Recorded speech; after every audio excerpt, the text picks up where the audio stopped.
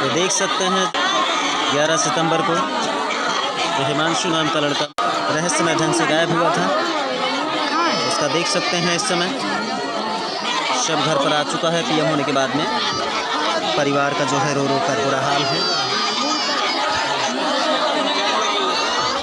लगातार जिले में कई घटनाएं यहाँ पर हो चुकी हैं। कहीं ना कहीं हमारा जो पुलिस प्रशासन है उसकी लापरवाही है, इसमें हमारे पुलिस प्रशासन को संज्ञान में लेते हुए ऐसे प्रकरण में सख्ती से कार्रवाई करने की आवश्यकता है।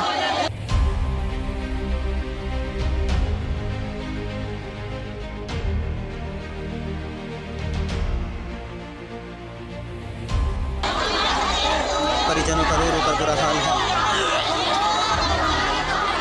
क्योंकि ऐसी स्थिति में जवान बेटे के शव को कोई देखकर बर्दाश्त नहीं कर सकता।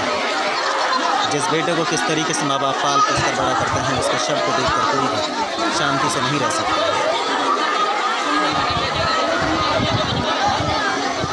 आप देख सकते हैं यहाँ पर जो पुलिस प्रशासन भी है भारी संख्या में यहाँ पर तैनात है, ताकि कहीं भी कोई ऐसी स्थिति उत्पन्न ना हो जाए जिससे जनता में आक्रोश फैले।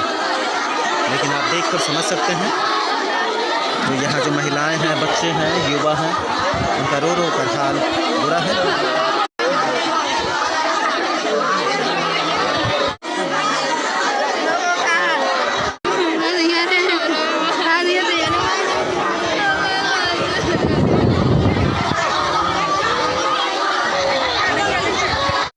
शव को देख सकते हैं अंत्येष्टि के लिए इसको ले जाया जा रहा है।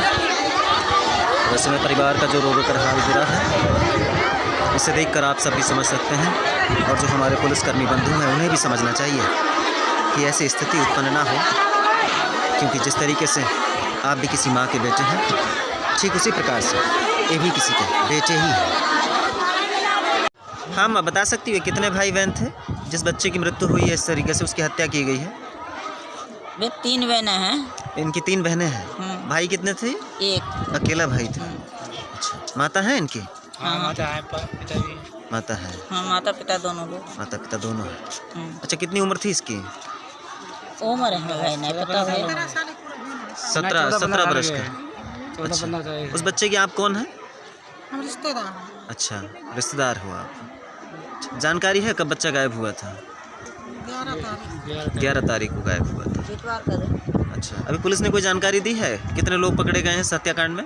2 लोग कितने? 2 बताए हैं। 2 लोग हैं। हाँ जी, 4-5 लोग सुने जा रहे हैं। अगर 4-5 लोग में दोनों कबूल गए हैं। अच्छा, तो ऐसे में क्या होना चाहिए अब इस तरीके से? अगर छोटे छोटे बच्चे अगर इस तरीके से हत्याकांड को अंजाम देते हैं, अब ऐसे माँ बाप भी परेशान हैं, वो भी जेल जाएंगे, उनके माँ बाप भी परेशान होंगे, क्योंकि माँ बाप का संरक्षण नहीं होता है। लेकिन कहीं ना कहीं इन बच्चों को जो संस्कार नहीं मिले हैं, उस कारण से इस तरीके से जो कांड है वो कर बैठते हैं। तो ऐसे में माँ बाप को क्या चाहिए? कोई हिसाब चाहिए भाई, कुछ ना कुछ ऐसे कैसे है कि मान लो ये काम होता रहे। नहीं, हमारा कहने का मतलब ये है, इस तरीके से बच्चे जो हैं अभी इनकी उम्र भी नहीं है, इस तरीके से अगर जघन्य अपराध को अंजाम देते हैं तो क्या शोभा देता है? क्या होना चाहिए? शोभा का अब जब जिसको 16 साल को बालक अब कार्तिक में हो तो जी जाए के तो बाको बच्चा चलोगे तो दूसरे को बालक फांसी पे टांग दो जाए। भाई फांसी बाबू को मिलना चाहिए। नहीं, सजा तो वो तो होगी। हाँ। लेकिन इस तरीके से बच्चे अपराध के रास्ते पर जा रहे हैं, तो ऐसे में माँ बाप को क्या चाहिए? जो बच्चे विद्यालय में पढ़ते हैं, बाहर कमरा लेकर रह रहे हैं, माँ बाप ध्यान ही देते हैं कि हमारे बच्चे क्या कर रहे हैं, किस रास्ते पे जा रहे हैं। तो बच्चा घर से बुलाओ फोन करके। घर से बुलाए वो अलग बात है, कहीं ना कहीं तो बच्चे गलत रास्ते पे पहुंच जाते हैं ना, जिस तरीके से हत्याकांड को अंजाम दे देते हैं। भाई आप थोड़े ना चाहेंगे मेरा बेटा किसी की हत्या कर दे, आप चाहेंगे क्या? नहीं। उनके माँ बाप ने भी नहीं चाहा होगा, लेकिन इस तरीके से जो अपराध कर रहे हैं तो कहीं ना कहीं हमारी तुम्हारी भी कमी है इसमें, है कि नहीं है? भाई भैया बाको हम नाचेदार हैं, हमें क्या पता। चलिए ठीक। अब देखिए जिस बच्चे की मृत्यु हुई है, इनकी बहनें हैं, देख सकते हैं किस तरीके से बिलख कर रो रही हैं। ये सीधे सीधे हमसे भी कह रहे हैं क्या हमारे भाई की जो हत्या हुई है उसके लिए जो अपराधी हैं उनको फांसी की सज़ा दिला पाएंगे? ऐसे में हमारे पुलिस प्रशासन को भी समझना चाहिए। जिस तरीके से हत्याकांड को अंजाम दे दी जाते हैं, लेकिन हमारा पुलिस प्रशासन है वह मौन रहता है। यदि समय रहते प्रकरण को संज्ञान में लेते हुए कार्रवाई करे तो शायद ऐसी घटनाएं ना हो। इस बेटे की जो माँ है बिलख कर रो रही है, इसे देख सकते हैं। यदि जो हमारे पुलिस वाले हैं उनके दिल में भी अगर दर्द हो तो ऐसे प्रकरण को संज्ञान में लेते हुए उन्हें सुधार करते हुए अपनी सही नीति को अपनाने की आवश्यकता है, ताकि इस तरीके के जो अपराध हैं ना हो सके। अब देख सकते हैं इनकी जो बहनें हैं उनको तमाम लोग रोकने का प्रयास कर रहे हैं, उसके बावजूद भी यहाँ असफल दिखाई दे रहे हैं। जिस तरीके से हमारा पुलिस प्रशासन इस समय यहाँ पर उपस्थित है, यदि समय रहते यदि संज्ञान लेकर शायद उपस्थिति अपनी दर्ज कराएं तो ऐसा कभी नहीं होगा। हमारे पुलिस वालों को समझना चाहिए, क्योंकि इस तरीके की जो कवरेज है उसे करना शोभा नहीं देता है, लेकिन आप सबको दिखाने के लिए इस तरह की कवरेज भी आवश्यक होगा। देख सकते हैं दोस्तों, जो हिमांशु का शव है उसको अंतिम संस्कार के लिए ले जाया जा रहा है, लेकिन जो उनके परिवार में लोग हैं किस तरीके से बिलख रहे हैं, इसे आप देखकर निर्णय कर सकते हैं। फिलहाल इस संबंध में आप सबकी क्या राय है हमें कमेंट कर भी ज़रूर अवगत कराएं। और जो हमारा पुलिस प्रशासन है वह किस तरीके से कार्य करे इसके लिए भी अवगत कराना अति आवश्यक है दोस्तों।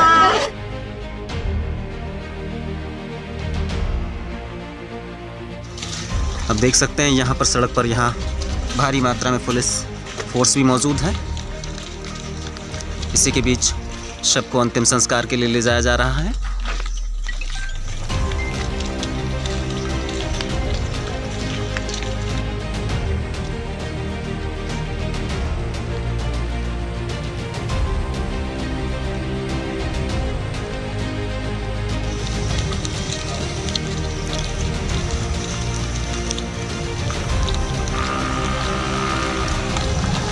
अंतिम यात्रा में पुलिस फोर्स भी साथ में जाती नज़र आ रही है। देख सकते हैं आप भारी संख्या में जो पुलिस बल है।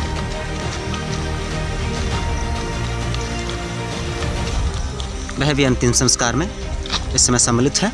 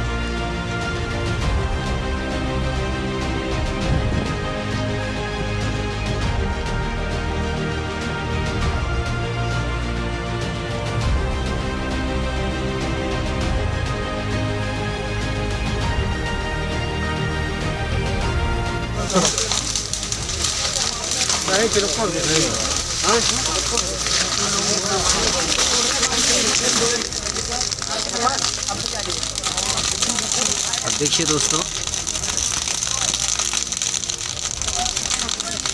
जिस बच्चे की हत्या हुई थी